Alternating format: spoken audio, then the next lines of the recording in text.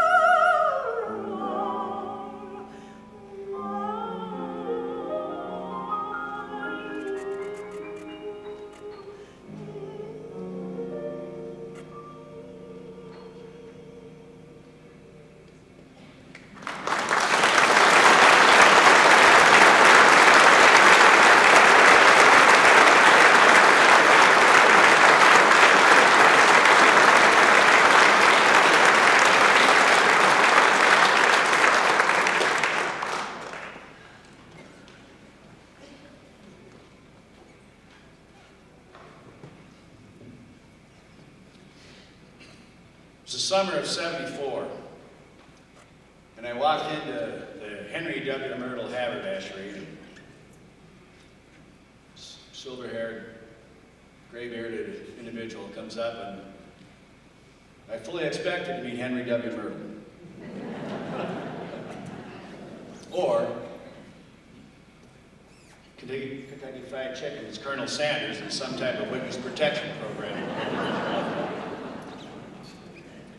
In any event, it took me several months to realize this wasn't Henry. And his real name was Hugh, but then again, it really wasn't Hugh, it was Clarence, but then again, it was either, maybe it was C.H. Pettersen, but it was during that first visit that he mentioned he always regretted not being athletic in any way, shape, or form. In fact, he said one time in a high school fitness class that he said locked in the gym, but well, he wouldn't have been locked in the gym, but he had to make a layup. He had 20 tries, and just to shoot a layup, he said, he couldn't even do that, he said.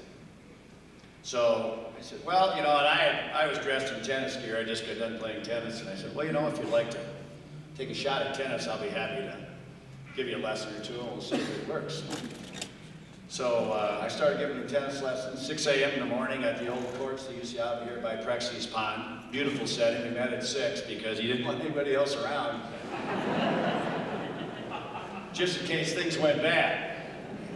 Well, in actuality, things didn't really go bad. He had a little problem with footwork at times, but when I mentioned, I said, do you like to dance? And he said, well, I love to dance. Do you waltz? And I said, yeah. And he goes, yeah. I said, well, just waltz when you step into this shot. And that seemed to resonate with him, and he actually got to hit the ball pretty dang well. And as Don was saying, you know, he had this depth perception problem. One of his eyes didn't work very well, and so every once in a while I'd hit actually what I thought was a perfectly placed ball, and he'd swing and miss it. And he'd just start chuckling. And I said, well, there's a spot there we just don't want to hit to very often, do we, Hugh? And he said, no. So, but he became fairly, in a way, adept in tennis. And he and Karen Mukai, then I know, got out and played a lot of tennis over the years. And Hugh fell in love with the game. And little did I know that first meeting that that was the start of what became a lifelong friendship with Hugh and I, and when Katie and I got married with my wife as well. And I'm fortunate, honored to be up here, but I know there are so many of you in the audience that could be here as well. And he thought dearly of all of you, and as we did of him. Three words come to mind when I think of Hugh. First one is, it's elegance. Elegant gentleman. Webster defines it as refined grace, impressive beauty of behavior.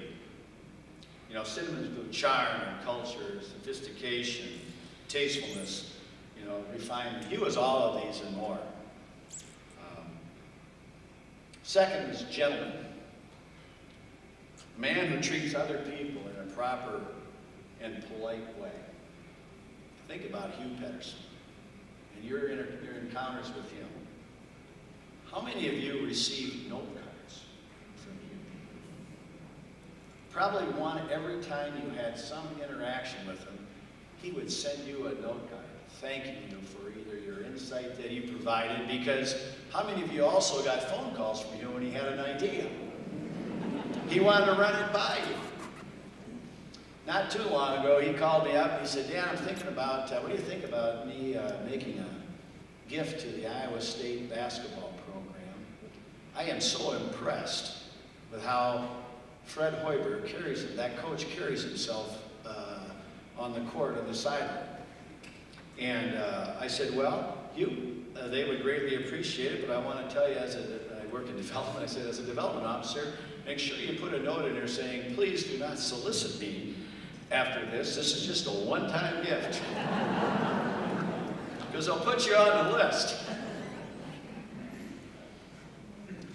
We traveled, and I'm speaking of being a gentleman and elegant, and every hotel we stayed at on our trips, he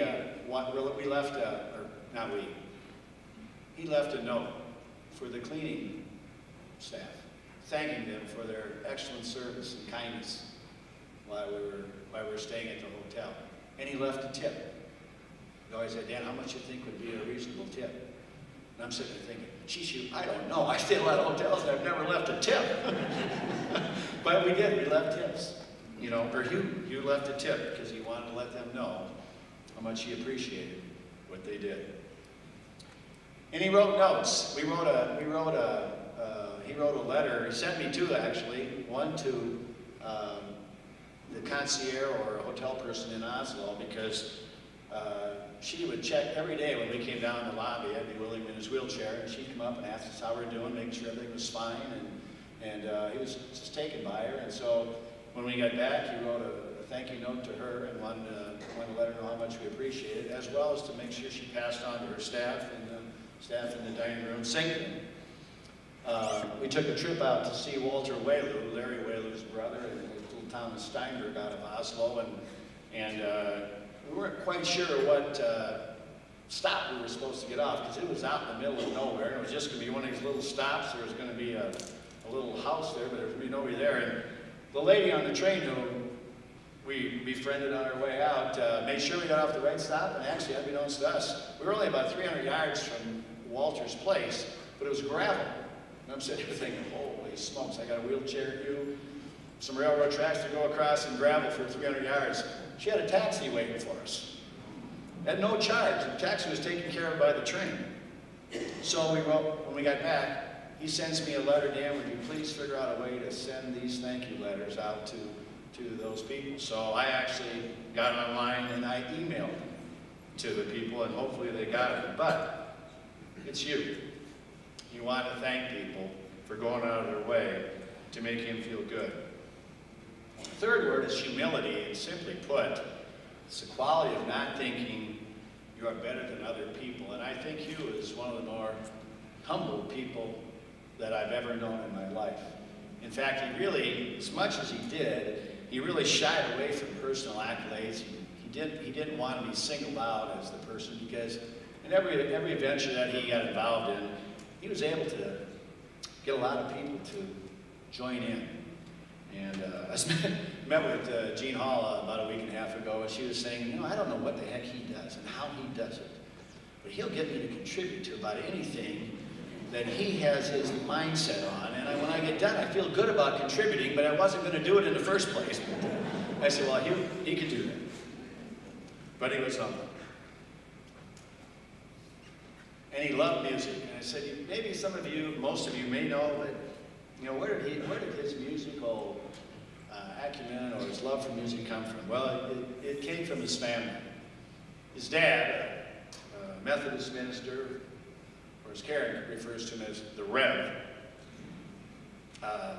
How's Hugh put it? He says, you know, he said he sang duets with Hugh's mom, and then, in his own words, lifted his voice heartily in congregational singing. And the Rev died in 1991, long life. His birth mother, Wanda, was a pianist, organist, choir director, and a vocal soloist. She died in 1940 while giving birth to a son, James, who only lived a couple hours at most after he was born, and they were buried together. And he wasn't that old at the time. You're not going to know Hugh's age. You're not going to know when this happened, because Hugh was adamant. I don't know if you've ever asked him, Hugh, how old are you? He probably never told you, did he? Had a birthday a few days before he passed away. No one knew. I looked at my phone, it popped on my phone. Hugh, I missed your birthday yesterday. You say a word to anybody about that birthday, Dan, and you're on my list. I won't, Hugh, I promise. His second mother, and he's referred to as his beloved second mother and not his stepmother, because he didn't like that term.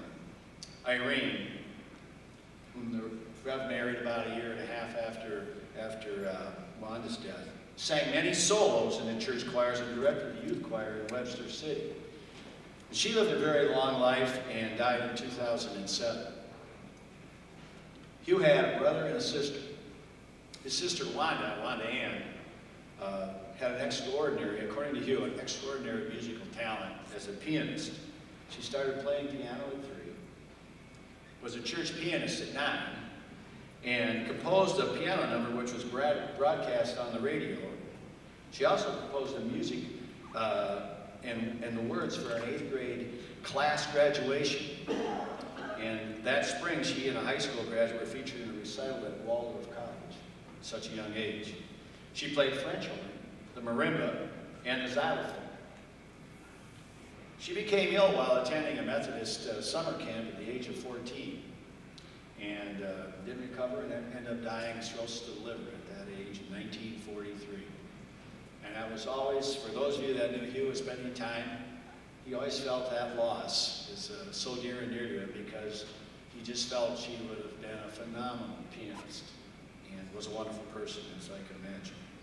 His brother Omar, also musically inclined, played the piano, guitar, and accordion, but instead of classical, Omar was into the ragtime gospel and popular music in the family, but he became a minister, and his congregations absolutely loved him, not only for his pastoral work, but because of his music, his guitar playing. And Omar would go around to retirement homes and sit down at a piano and take requests and just play piano all the time. So just an absolutely beloved minister of his time. In 1996, he died of a massive heart attack while living in West Union. Those were his closest family, and we also have, she's a cousin, but Bev and her husband Red are here, and talking with Bev, you know, they were like brother and sister.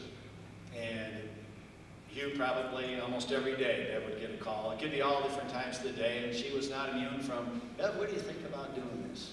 And they always had these wonderful conversations, and he just loved those times, and I know that his loss was a very dear loss to Bev and Red as well.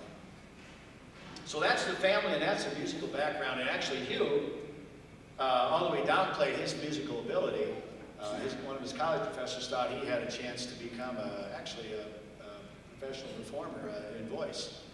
Hugh didn't believe that. Never really, for those of you that know Hugh well and being so humble, he always felt that he never really quite measured up to his family, at least in terms of musical talent. And the only reason I'm up here is we were in Cincinnati because he fell in love with tennis and he wanted to go to a pro tournament. So in 2008 we went down there, and one day as we were driving to dinner, he said, and he brought that up. He said, I always felt like it was probably a little bit of a disappointment to my parents. And I looked at him and I said, Hugh, what are you measuring this by? He said, I can tell you. And I said, I can tell you, at your funeral, there are going to be one hell of a lot of people that are going to be very sad that they lost a dear friend. And I said, I don't know what you want to measure life success by, but to me, that's maybe the greatest measure there is. And we talked a little bit more, and I didn't realize it struck him. When I got home, I get a note from him. Dan, I'd like to have you think about maybe saying a few words at my memorial service when it comes up. I didn't want it to happen, right? So I wrote back and I said, I will, but you got to wait a while. I don't want to do it right now. But he's an elegant and humble gentleman, and he loved his friends, and he loved music, and he loved the arts. Even though he was humble and felt that way, I said, here's a gentleman I think stood extremely tall, I know you agree with me, in the community for all he did.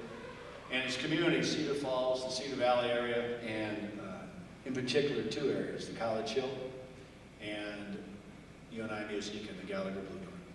Those are places of absolute love and passion for him. And it wasn't so much for him. What he wanted to do was he wanted to share what he felt was that music nourished the soul. And that his gift, today as an example, but everything he did in terms of the creme de la creme and all the stuff he's involved here, the scholarship that he established, he was just hoping that others would be able to experience that same nourishment as he did through music. And the same thing with the arts. And I think what motivated him to establish the College Hill, I think Merchants Association, I think he was one of the original founders, along with several others that are in here today. Creme de la creme, the one of his, I guess, one of his favorite accomplishments he felt was his idea to talk with the Hearst family about donating their home to be the Hearst Center that it is today. And he felt he was too humble because he took a class from James Hearst that he shouldn't be the one asking. So someone else did. But that was one thing that he felt so dear to his heart. And just told me that within, well, I guess it was in the hospital on his last day as we were sitting there talking. And finally, Hugh had a good sense of humor. And he could laugh at himself. He wouldn't take himself too seriously. I'm going to share one story for certain. We're in Norway in 2012. Hugh always wanted to go to Norway because all 4 of his grandparents were born in Oslo. And when we went to Cincinnati in '08 to see a pro tennis tournament, as soon as we got on the plane to head home, he said, I really think I want to go to Wimbledon now that I like this. So I said, well, we could do that. He said, well, I'm going to ask your wife if it'd be okay if we go. So he called Katie up. Katie, would you mind donating your husband for a week so we could go over to Wimbledon? She said, sure, you take it. It bothers me too much anyway. Not all the time. So we go to Wimbledon. We're on the plane coming back from Wimbledon. You say, you know, Dan, I found a note not too long ago when I was about 7 years old. I wanted to go to Norway at some point in my life. I said, you think we can go to Norway? So in 2012, he asked Katie for permission. So we head over to Norway, so here we are. And, you know, in 2012, you know, I started on dialysis when we went to Wimbledon, so we had all that planned out. So we had to do every other day, we had to do dialysis, and we had a wheelchair with us, and we're going to take this Norway in a nutshell tour. How many of you have been to Norway and maybe have taken this? I don't know if you've taken a Norway in a nutshell. Well, we were told, hey, if you want to get a good view of Norway, see the fjords, the beautiful countryside, and just a feel for it, says, do this one-day deal. So we signed up for it that morning, and you had a really bad start to the morning. Well, most mornings he woke up at 3 o'clock in the morning, gets up, I hear the shower going. I wake up and I think, holy cow, it's 3 in the morning. Hugh, what are you doing? Well, we got to get up, Dan. We got to catch a train here about 7 o'clock. I said, it's 3 in the morning. Oh. He'd get down, he'd go back to bed. In 2 minutes, I could hear him snoring. I'm sitting there wide awake at 3. Well, anyway, we get up. So he's not feeling good. He is very sick. We're running behind. And it was a cold, damp morning, and we get there, and I'm wheeling him to the train station, and we get there in time to get the tickets, everything. And he's just kind of sleeping there. I keep him bundled up. We get on the train. He sleeps for this train ride. It's about an hour out before we catch this bus. And so about 5 minutes, 10 minutes before the train comes to a stop, he wakes up, Dan, I got to go to the bathroom. I said, okay.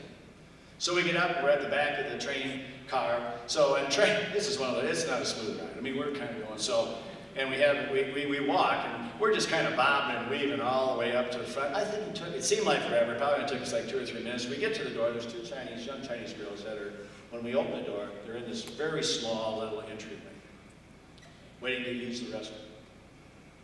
So I turn around, and I turn around, I face Hugh. So Hugh's like right here, and I'm standing right here, right behind us is the 2 girls. And we're standing there, and he goes, Dan, I think my trousers just fell down around my ankles. And I didn't see that because, I mean, we're literally this close, so I just went, yes, they did. Now, some people would have been mortified. Hugh just looks at me, and he says, well, what's the person to do? So I reached down, pulled him up, cinched his pants belt a little bit, and I told him, I said, well, Hugh, I imagine the people on this tour got a little view they weren't expecting. And I said, most people would have just been appalled and just, but he just chuckled and said, hey, you know, well, So by the time the girls get done, we get inside there, close the doors, pants fall down again. The two Chinese girls, by their culture, didn't laugh or anything else. We pull them up. We get it, we open this little door to this bathroom. And I step in to kind of help them, so I'm straddling the toilet. Hugh walks in, he's straddling the sink. And there's absolutely no room to turn around. The train comes to a halt. We got a very short window of time to get off the train, get to the bus, and get on this bus to take us to for a 2-hour bus ride. So I said, Hugh, can you just wait till we get to the lobby? And he says, okay. So we can wait till everybody gets off. I get him in the wheelchair. We wheel over. Handicap toilet. It's locked. I leave him there. I run up to the counter, and it's full of people getting tickets. And I just kind of said, hey, pardon me. I get up and get the key. I turn around and back. He's not there. I get over there, and the maintenance guy don't unlock the door and let him in. So he unlocked the door and let me in. And so we finally come out, and here I am wheeling. The buses are full. There's three buses. 3 drivers standing out there, all just standing like this. And we've got about a 40-yard walk across there. And I said, well, I think we're the last ones on this bus, Hugh. And we walked over, and I said, Pettersen and Breitbach? And we went, yes, we are. He said, welcome aboard. Nice as can be. We got on the bus, and I think, and as we went, and all the trips we took, the graciousness and kindness of everybody that we bumped into, I attribute it to Hugh. Whether we were waiting to get on a bus, a tram, or whatever, you know, I'd fold up his wheelchair. Somebody would come up and say, hey, here, I'll take this, or I'll grab Hugh's arm, whatever.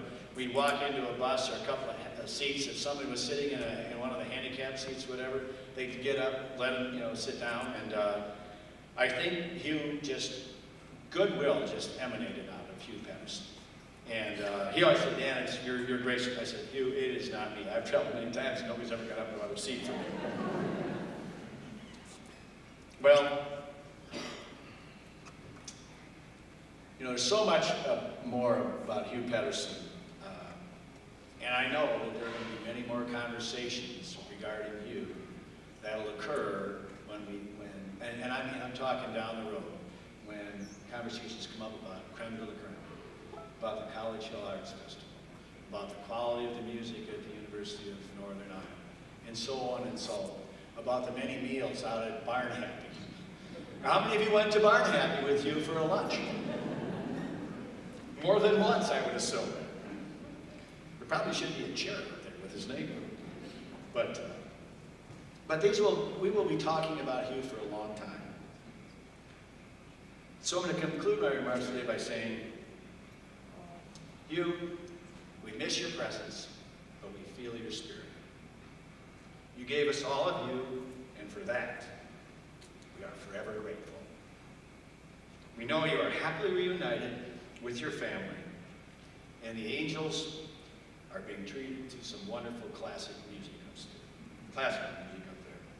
Thank you for everything, and especially for this gift of music today.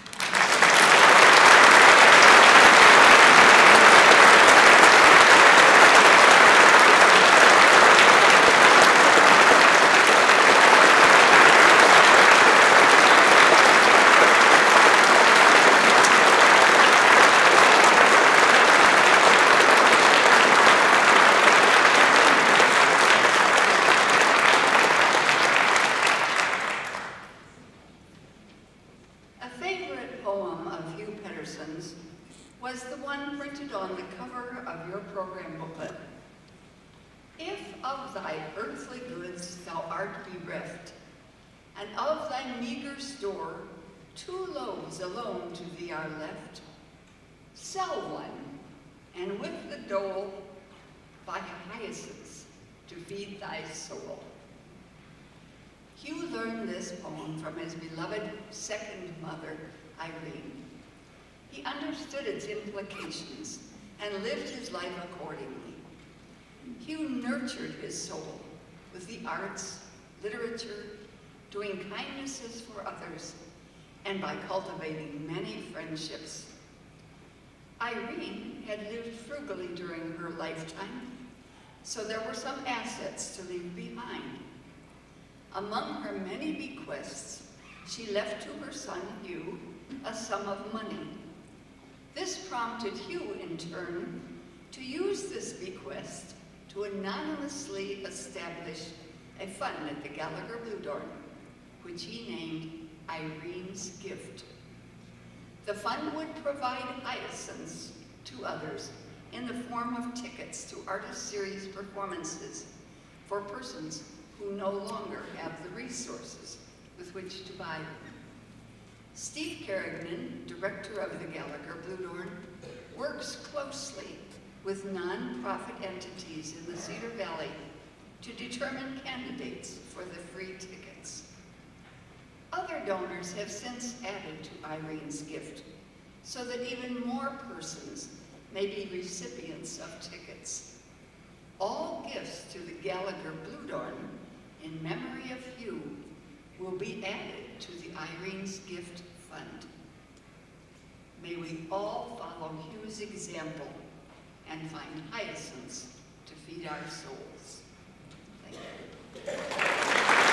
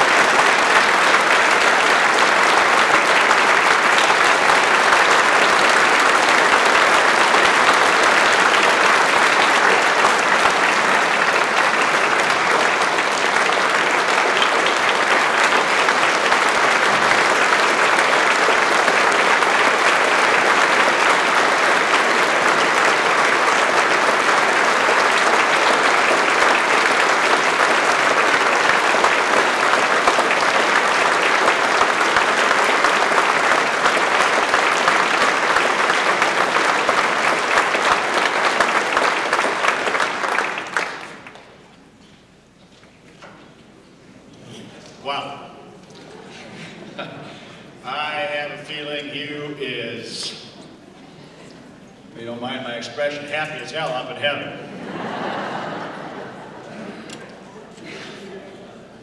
Thank you all for coming today. And I thank you on behalf of Hugh, his entire family, all of his Norwegian friends from the Okoboji area here that are sitting down in front. I guess from the day she was born to, 2 weeks apart from Hugh, his closest infant grade school, high school friend. But we thank you for joining us.